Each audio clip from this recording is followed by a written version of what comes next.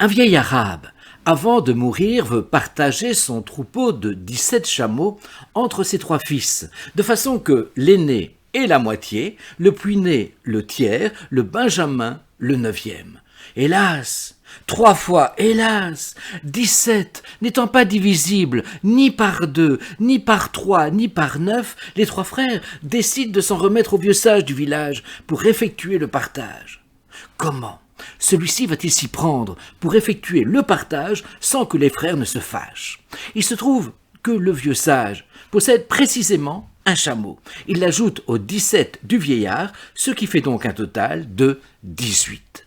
L'aîné peut alors recevoir la moitié du troupeau, 9, le puîné le tiers, 6, le benjamin le 9e, 2. Or, le total de 9, de 6 et de 2 nous conduit précisément à 17. Aussi, le vieux sage peut-il retourner avec son propre chameau. L'étang au nénuphar. Cette métaphore a été reprise par Albert Jacquard. Imaginez un nénuphar qui double chaque jour la surface de ses feuilles, et ce, au détriment des autres plantes aquatiques. Dans les premiers temps, les propriétaires de l'étang ne se préoccupent pas de ce développement qui n'affecte finalement qu'une faible partie de l'étang. Ce n'est qu'au moment où le nénuphar occupe la moitié de l'étang qu'il décide de réagir.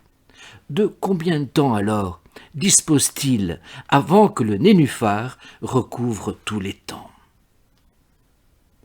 Puisqu'il se dédouble de jour en jour, le nénuphar occupe la moitié de la surface au 99e jour. Le lendemain, en d'autres termes, il est déjà trop tard.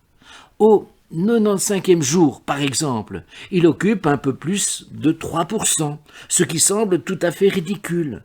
Mais 5 jours plus tard, comme je l'énonçais, il est vraiment trop tard. Cette métaphore permet de comprendre que lorsque l'on pense qu'il nous reste le double du temps pour passer à des mesures drastiques, comme c'est le cas face au dérèglement climatique ou aux inégalités économiques, on est vraiment gravement dans l'erreur.